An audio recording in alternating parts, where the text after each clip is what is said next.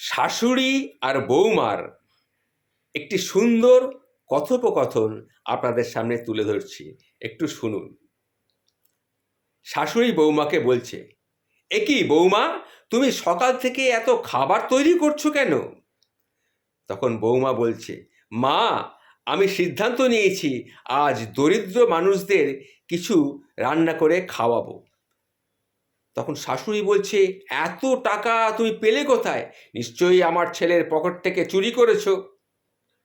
তখন বৌমা বলছে, আপনার মতো আমার স্বামীর পকেট থেকে টাকা সরানোর স্বভাব আমার নেই মা। তখন শাশুড়ি বলছে, মুখ সামলে কথা বলো বৌমা। তখন বৌমা বলছে, আপনি মুখ সামলে একটু থাকুন চুপ করে, আমিও তাহলে চুপ করে থাকি। বলি, তোমার বাপের বাড়ি থেকে তো কিছু নিয়ে এলেন, এবার ছেলের বিয়ে দিয়েছি এমন একটা পরিবারে যেখান থেকে কেউ কিচ্ছু পাঠায়ও না। মা, এসব আমার বাপের বাড়ি থেকেই আনা জিনিসপত্র মা। শাশুড়ি ভারী অবাক হয়ে গেলেন, বললেন, তাই নাকি? চোখ দুটো বড় বড় করে বললেন, সে কি, কখন দিয়ে গেল এসব? কই, আমি তো কিছু দেখিনি। তখন বৌমা আবার বলল, আমি এবার বলেছিলাম আমাকে টাকা পাঠাতে, প্রতি বছর তো কত জিনিস নিয়ে আসে, সব কিছুই কি আপনি আপনার শ্বশুরবাড়ি থেকে পাঠিয়ে দেন? তাই এবার ভাবলাম দরিদ্র মানুষদের যখন খাওয়াতেই আমার ইচ্ছে হয়েছে, তখন আমি কিছু খাওয়াবো। তাই আমি বাবার কাছে খবর পাঠিয়েছিলাম, বাবা কিছু টাকা পাঠিয়েছে, তাই দিয়েই আমি এই খাবারটা তৈরি করছি। তার কথায় শাশুড়ি মা তেলে বেগুনে জ্বলে উঠলেন। তিনি এসে বললেন, দেখো বৌমা, তুমি এইসব বলে কিন্তু আমাকে অপমান করছো।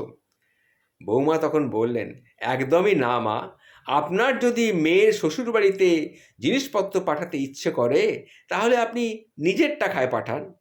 আমার বাপের বাড়ির টাকায় আসা জিনিসপত্র কেন আপনি অন্য জায়গায় পাঠাবেন? আপনি তো খুব বড় লোক, আর এইটুকু খরচ করার সামর্থ্য কি আপনার নেই? এদিকে উঠতে বসতে সবসময় আমাকে বলেন আমার বাড়ির লোক নাকি ছোট লোক।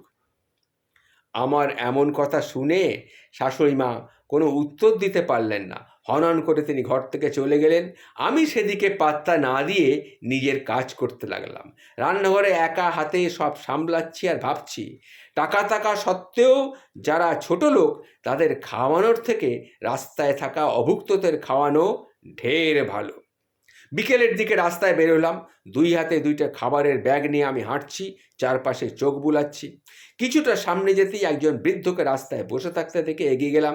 তার হাতে একটা খাবারের প্যাকেট ধরিয়ে দিতেই তিনি বিশ্বজয়ী হাসি হেসে আমাকে আশীর্বাদ করলেন।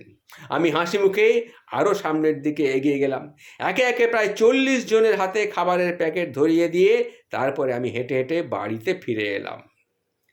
কিছুক্ষণের পর দেখি শাশুড়ি আমার স্বামীকে বলছে, শোন, তোর বউ আজ আমাকে অনেক আজে বাজে কথা বলেছে।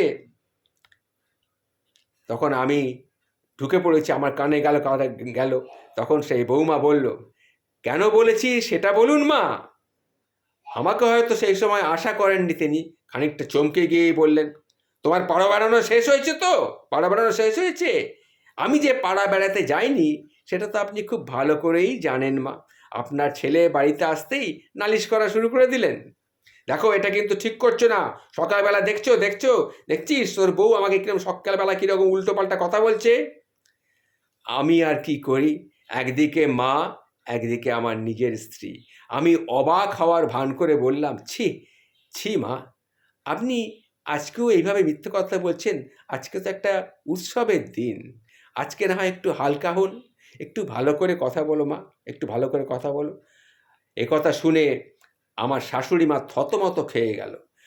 আমার স্বামীর এই অবস্থা দেখে পরিস্থিতি সামলানোর জন্যে বলল, মা, আমি জানি আমি জানি অজান্ত ও কি করতে গিয়েছিল, ও তো ভালো কাজই করতে গেছে। আমি জানি সারা বছর কত মানুষ না খেয়ে থাকে, আজ তাদেরকে কিছু খাওয়ার জন্য সে নিয়ে গেছে। খুব ভালো কাজ করেছে, খুব ভালো কাজ। আমি ওর ওপর রাগ করবো কেন? আমি অবাক হয়ে শাশুড়ি মায়ের দিকে তাকিয়ে থাকলাম। তখন শাশুড়ি মা বলছেন, ও সারাক্ষণ আমার সঙ্গে তর্ক করে, তুই তো তোর বউকে কিছু বলবি না, আমার সঙ্গে সারাক্ষণই তক্কাতক্কি করে। আমি তখন হেসে শাশুড়ি মায়ের কাছে এগিয়ে গিয়ে বললাম, ওকে কিছু বলতে হবে না, আমি নিজেই আমার ব্যবহারের জন্যে ওর কাছে মাপ চাইছি। আসলে মা, আপনি তো আমার নরম কথায় পাত্তা দেন না, তাই আমাকে মাঝে মাঝে একটু কড়া কড়া কথা বলতে হয়। এর মধ্যেই আবার অনেক রকমের লোকজন এসে গেল, তারাও এসে বাড়িতে প্রবেশ করলো। আমি নিজের হাতে আবার কিছু তাদেরকে প্যাকেটগুলো উপহার দিলাম, তাদেরকে খাবার জন্যে দিলাম, কারণ তারা জানতে পেরেছিল যে আমি কিছু খাবার তাদের জন্যে তৈরি করেছি। এবার আমি মুখে একটা জল এক গ্লাস খেয়ে আমি তখন বললাম, আমি কিন্তু নিজে হাতে অনেক কষ্ট করে সব রান্না করেছি মা, কেউ যদি না খায় তাহলে আমি কিন্তু কষ্ট খাবো, আমাকে কেউ ভালোবাসে না। এ কথা শুনে আমার শাশুড়ি মা বুঝতে পারলেন যে তাকে উদ্দেশ্য করেই কথাটা বলছি। তিনি তখন একটা প্যাকেট থেকে একটু বেগুনি নিয়ে খেতে শুরু করলেন। আমিও হাসি মুখে তার দিকে তাকিয়ে তাকে মনে মনে বলছি, পরিবর্তনটা হোক ভালোর জন্য। কেমন লাগলো এই গল্পটি? গল্প ঠিক না, এটা একটি সত্যিকারের ঘটনা। এই রকম ঘটনা আমরা নিত্য নৈমিত্তিক আমরা দেখেই থাকি। কীরকম লাগলো এটা কমেন্ট করে কিন্তু আমার কাছে জানাবেন। নমস্কার।